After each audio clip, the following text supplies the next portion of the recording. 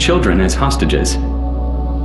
Children are endearing, which in itself is no reason for producing them. The creation of a child is in effect the creation of an adult, man or woman. Most adult men live in a state of permanent hell. And the happiness of most women is not only primitive but obtained mostly at other people's expense, so that there is no justification for reproducing them. It would be mistaken to maintain that only women are interested in having children. Men want them, too. Children are one of the 2 or 3 excuses by which they justify their subjection to women. Women, on the other hand, need children to justify their laziness, stupidity, and lack of responsibility. Both sexes exploit the child, therefore, for their own ends. Although the whole world is full of half-starved orphans, every couple produces its own brood. Man must have a reason to be enslaved when, later on, his sexual powers have declined, and this reason must also explain his enslavement to a particular woman. This is simple. She is, after all, the mother of his children. Since woman is the excuse for his subjugation, he can have only one at a time. In every industrial society, man is monotheistic, i.e., monogamous. More than one god, woman, would make him insecure, lead him to question his own identity, and throw him back into the state of freedom he is constantly trying to escape. Questions such as this do not interest woman. As she does not think abstractly, the problems of existential anxiety do not touch her. She has no need for a deity to give meaning to her life. All she needs is an excuse for making one particular man work for her long after he ceases to want to go to bed with her. This excuse is provided by bearing his children. If men outnumbered women 3 to 1, a woman would not hesitate to have a child by each of 3 men and let each of them work for his own child, that is, for her, and play the 3 men off against each other. Their achievements and her comfort would thereby be enormously increased. It is a popular misconception that woman is less inclined to polygamy than man. When a man engenders children, he gives a woman hostages in hopes that she will exploit him forever. It is the only thing that gives him some sort of stability, and the only way of justifying the senseless slavery to which he has been conditioned.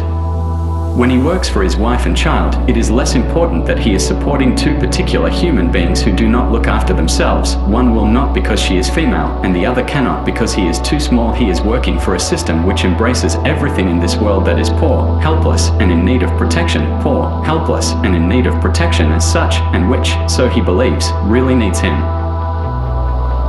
Thanks to wife and child, man has acquired an excuse, an artificial justification for his wretched existence, for his subjection.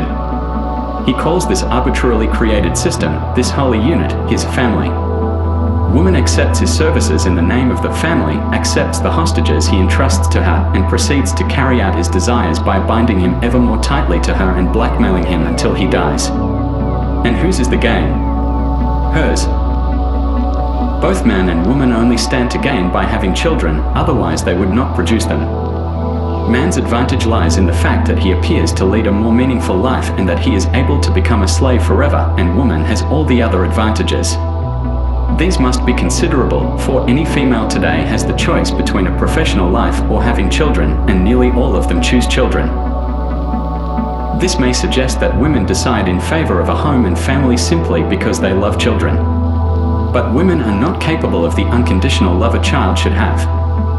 This can easily be proved. Women only care for their own children, never those of others. A woman will accept a child who is not her flesh and blood only when she is physically incapable of having her own, and this only after everything has been tried, including artificial insemination by an unknown donor. Although orphanages throughout the world are full of appealing, needy children, and although the newspapers and TV report daily on the number of little Africans, Indians, or South Americans who are starving to death, a woman would rather give a stray dog or cut a home than a deserted child. And yet she pretends to love children. Any news magazine will give the figures on the high rate of abnormal births every year: 1 in 60 children with water on the brain, with missing limbs, blind, deaf, or feeble-minded. But women are not deterred, and, as if in the grip of an evil spell, they go on producing them one after the other. If a woman gives birth to a deformed or Mongol child, she never feels that her egoism is finally unmasked, that she must take full responsibility for the disaster. As the mother of a feeble-minded child, she will be treated as if she were a martyr, respected and admired. And if she doesn't have one already, she will have another child as soon as possible, a normal baby, like the babies of other women, to prove that she herself is healthy. She would never think that she is forcing this second, healthy child to spend his whole youth, his whole life, in the company of a moron. It is difficult to prove that women do not really love children, that they use them only to their own advantage. After all, pregnancy, childbirth, and the care of an infant are not without some degree of unpleasantness and discomfort. Such factors are unimportant, however, when one considers what woman is getting in exchange: lifelong security, comfort, and freedom from responsibility. What would a man have to do to achieve a situation vaguely resembling a woman's state? That pregnancy is not as unpleasant as it is made out to be has by now reached even the ears of men. Many women feel healthier when expecting a child, and it is becoming fashionable to admit it openly. Why should they worry if they look ugly and unattractive, their figures lumpy, skin spotty, hair stringy, and legs swollen? They are not after a man now. They already have one. He, of course, has no choice but to watch his butterfly turn into a caterpillar. He did it, after all. It is his child she is expecting, his child who is deforming her. What right has he to find her clumsy and repulsive? And, after all, she is losing her youth because of him. As far as giving birth itself is concerned, the fantasies still surrounding it are so hair-raising that it would never occur to man that women bear children for their own sake and not for his. The phrase, "she presented him with a child," so popular in the novels of previous centuries, may well have gone out of use in contemporary literature. But it has been fixed in the consciousness of men, and when the offspring arrives they are filled with feelings of guilt because of the sufferings of the woman, not those of the newborn infant, please note. Yet a man only has to imagine that, in return for spending 6 hours at the dentist, he will be offered a sinecure for life. He would certainly accept such an offer. Of course, difficult births do occur, but they are as a rule painless since the advent of anesthetics. In general, a woman suffers no more during childbirth than she would during a prolonged session at the dentist. What women tell men about giving birth is usually shamelessly exaggerated. The ear-splitting shrieks from the delivery rooms which penetrate their ears are no more than a sign of the same lack of self-control and pride that we have already dealt with at length elsewhere. Painless birth has existed for years. By doing exercises, women can train themselves to have their children without anesthetics or discomfort. It would be to women's advantage to decide whether or not having a child is painful. As long as some say one thing and others something else, they lose credibility and thus damage their common interest. Of course, an assumed air of helplessness and a subsequent excuse for spending their lives doing easy work without a boss ordering them around is not the only reason why women produce little human beings. One day, for example, a woman may discover that her body functions rather like a slot machine. You put in something insignificant and trifling, and something different and fabulous falls out. Of course she is tempted to try this wonderful game. And when she has played it once, she will repeat it over and over again. It nearly always works. Exactly 9 months later out comes a human being. She is astonished and delighted.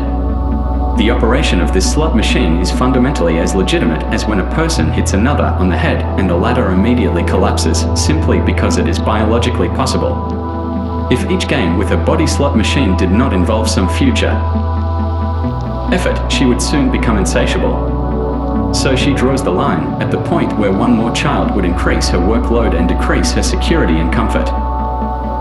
As a rule, this limit is easily determined, usually by the degree of automation in any one household. In highly industrialized countries, the average woman aims at having 2 or 3 children. In North America, where housework is almost wholly automated, the optimum is nearer 3. In Western Europe, where certain appliances are not yet used, the ideal is nearer 2. An only child is seldom desirable, and more than 3 are considered antisocial because of their noise and the smell of washing.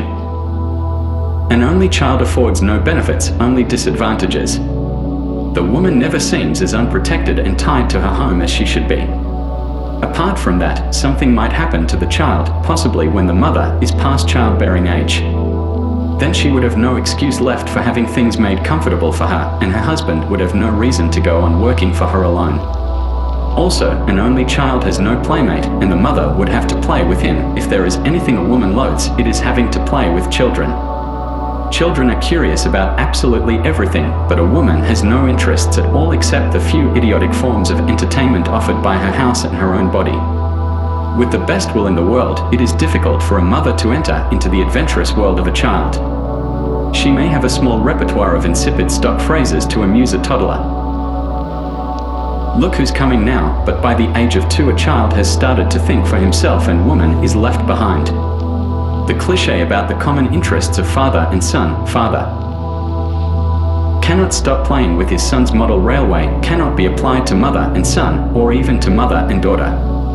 If a woman makes an effort and spends half an hour playing with her child, more might stunt its mental development, she tells the whole world, as if it were a great achievement, which of course it is, in terms of self-denial. To guarantee material security and allow a woman to seem helpless and incapable of earning a living, 2 to 3 children are necessary.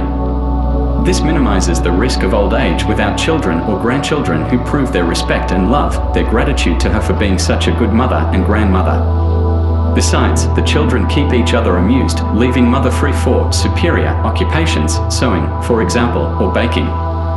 Her maternal care consists for locking the children in a room together and coming in only when one of them gets hurt and screams loud enough to summon her. It follows that raising and training 2 or more children is much easier than bringing up one. To instill obedience into an only child, the mother has to evolve complex methods to outsmart and persuade it and get it to see reason, or it has to be punished. Since this is a nuisance, mother usually leaves it to father. Several children, on the other hand, can be trained by emotional blackmail. As they are all dependent on their mother's approval, she has only to show a slight preference for one and the others will do anything she tells them to.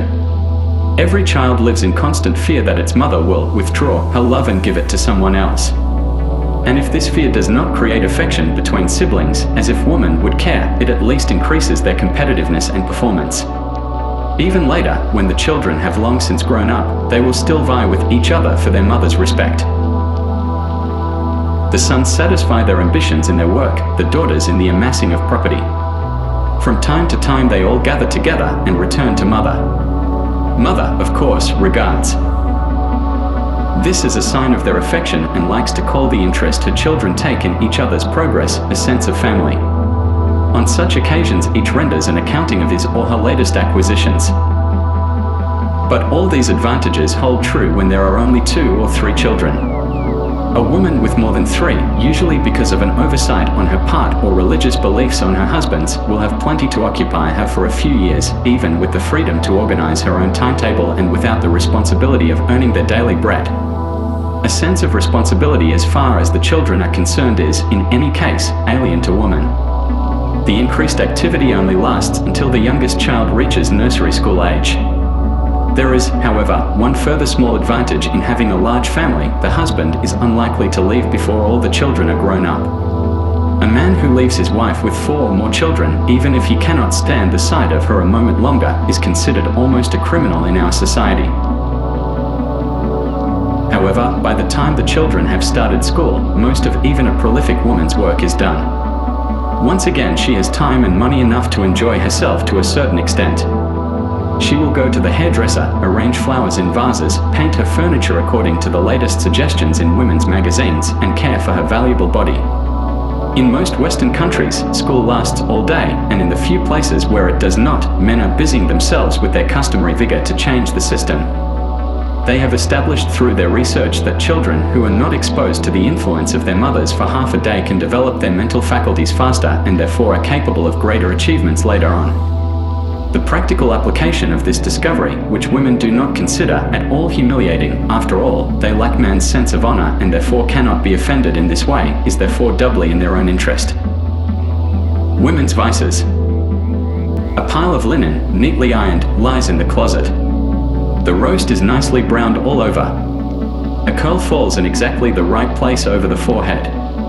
The pink of the nail varnish matches exactly the pink of the lipstick. The laundry, clean and fresh, is fluttering in the breeze.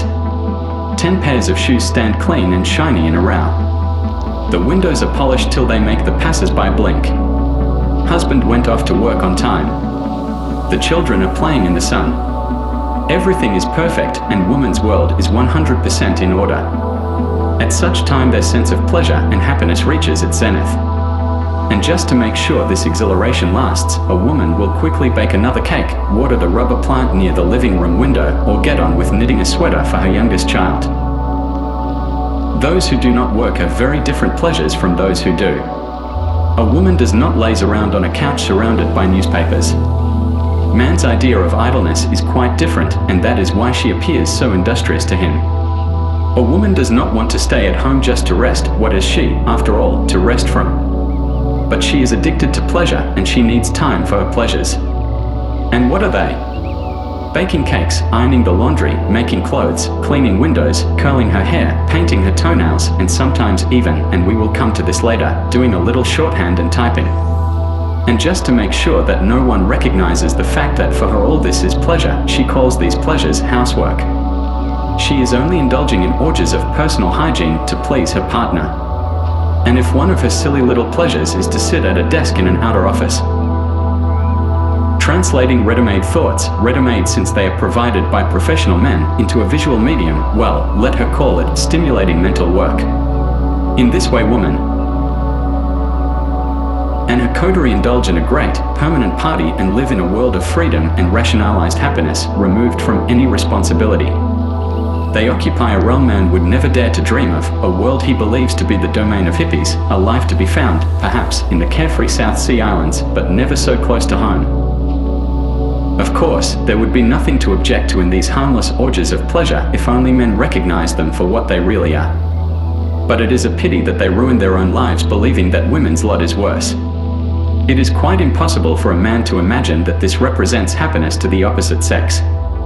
They would have to realize that it is woman's nature to be able to enjoy amusements at the lowest and most monotonous level, and such boundless idiocy is beyond male comprehension. Not even psychologists can grasp it, although they spend their lives studying the female mind. Being men, they must find it more interesting than their own. But it would never occur to them for a minute that woman's so-called psyche is unfathomable merely because of the absence of intelligence, that feminine work appears unattractive to the male only because he is incapable of imagining the required degree of stupidity necessary to be able to enjoy it. These experts have discovered that most schoolgirls do well in subjects that do not require thought, that can be memorized, such as languages, to have a good memory, as is well known, also be a sign of feeble-mindedness, or that, like mathematics, follow strict rules, which again are learned by rote, while other subjects, physics, chemistry, biology, are beyond them. From this it does not follow that these girls lack intelligence, but that there is atypical feminine intelligence, that this kind of intelligence is a developed, not innate, kind of stupidity. The last original thought the average female child utters will be around age 5. After that, her completely imbecile mother takes care to suppress any sign of budding intelligence. Most men will never admit the depth of their wives' stupidity. They agree that women are not terribly clever, but grant them intuition or instinct instead. And they like to call this a feminine instinct as opposed to that of an animal. Unfortunately, this famous feminine instinct is really nothing but a euphemism for statistical probability. Women interfere and give opinions about everything, and since they are so stupid, they don't realize that they are making fools of themselves. According to the law of averages, their forecasts will be correct now and again. In any case, most of their predictions are negative or vague. Banalities such as, "it can only end in disaster," or "I'd steer clear of that if I were you," or "your so-called friends will only let you down in the end," are meaningless. Anyone would be safe making such generalizations. And if, occasionally, women do see more clearly than men, it is only because their feelings, unlike those of men, are never involved. Women's silliness is but the natural result of their attitude to life. By the age of 5, any girl will have been persuaded that she wants to get married and have a home and children, and when girls are 10, 15, or 20, they still want the same things. So if a woman decides, even as a child, to live at man's expense, what good will intelligence and reasoning be to her?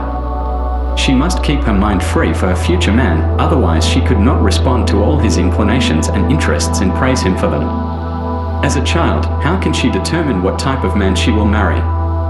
What use would it be if she opted to become a socialist? Demonstrating female students are usually associated with demonstrating male students, when later on she might decide to marry a well-to-do manufacturer. Suppose she became a vegetarian, sensitive being that she is, what happens if she later marries an Australian cattle farmer? What is the use of a woman becoming an atheist when she may spend her life within the rose-covered walls of a vicarage? Would it have helped Jacqueline Bouvier to have developed ideological concepts as an adolescent? A leaning toward democracy helped her first marriage with JFK, a leaning toward fascism helps the second. But since she is one of the most feminine of women, she is probably not interested in men's beliefs anyway. Basically, she is interested only in pleasing and influencing women. In the end, it is probably better if a future lady of society has a smattering of the arts, table manners, and languages, so that if she is later in the awkward position of having to play a role in public life, as the wife of a man who plays a role in public life, she can easily get out of the dilemma. All she has to affirm is that a real woman's place is in the home, looking after husband and children, and the world will then accept her attitude as one of remarkable self-effacement and applaud her for it. Women's stupidity is so overwhelming that anyone who comes into contact with it will become, in a way, infected by it. That this is not obvious is solely because everybody has been exposed to it from birth and, as a result, has become inured to it. In previous years, men either ignored it or believed it to be a typically feminine characteristic which harmed no one. But with the increase in leisure and money to spend, women's need for entertainment has grown. Consequently, her imbecility is spreading into public life as well, reflected not just in vases, bedroom pictures, brocade curtains, cocktail parties, and Sunday sermons. The mass media have become more involved in it. Women's programs are gaining ground in radio and television. And even respectable newspapers print society gossip, crime features, and fashion news, horoscopes, and cooking recipes. And women's magazines become every day more numerous and sumptuous on the stands. Step by step, not only the private sphere of men but all of public life has become infected by this stupidity. There are periodicals and books which deal with politics, philosophy, science, economics, and psychology. There are also those dealing with fashion, cosmetics, interior decoration, society gossip, cookery, crime, and love affairs. Men read almost exclusively the first kind, women exclusively the second. Both groups consider each other's reading matter so repulsive and dreary that they would rather be bored to death than indulge in it. The fact is, men are more interested in whether there is life on Mars or whose arguments are more valid in the Sino-Russian frontier dispute than women are. Women only want to know how to embroider little brown bunny rabbits, how to crochet a dress, or whether a certain film star is getting a divorce. So the sexes continue along their separate paths, each with his own horizon, never establishing real contact with the other. There is only one subject which will arouse the interest of both, and that is the subject of women. Naturally, some men are not spared the task of reading special women's publications. Although fashion does not interest most men, it is designed chiefly by male slaves, and yet women have the nerve to say they bow to the dictates of the great couturiers. Men also think up other media for female pastimes. In order to be sure such efforts will be a success, they have to lower themselves to women's mental level to find out what they like. Since this is nearly impossible for men, they rely very often on a staff of female editors, who are quite happy to tell them what a woman likes, but from then on it is the man's responsibility. His tasks will be an attractive layout, better distribution, and sales promotion. Magazines serve many purposes in the female world. Some are for entertainment, for example, Ladies' Home Journal and McCall's. Others satisfy the craving for gossip, photoplay and movie life. Still others give advice on which mask to choose, Vogue and Harper's Bazaar. There are even magazines which unite the various spheres of interest, such as Cosmopolitan, Mademoiselle, and, in Europe, Elle. All these magazines have one thing in common: they ignore men. The subject of men's magazines, on the other hand, is almost exclusively women. If man is mentioned at all in a woman's publication, it is only to enumerate his supposed preferences in women, home, and food. Wear flesh-colored underwear this summer, men love it. Natural makeup is preferable for your first date. Use candlelight, it makes him feel romantic. 3 recipes to make him love you, and so on.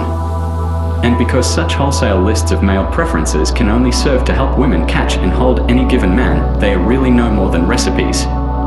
Readers of such advice are either still unmarried and therefore shopping for a good worker, or they are married and thus dependent on keeping what they have already conquered in the way of manpower. These are directives telling women how to get the best out of the most reliable robots in the world, for that is how they regard men.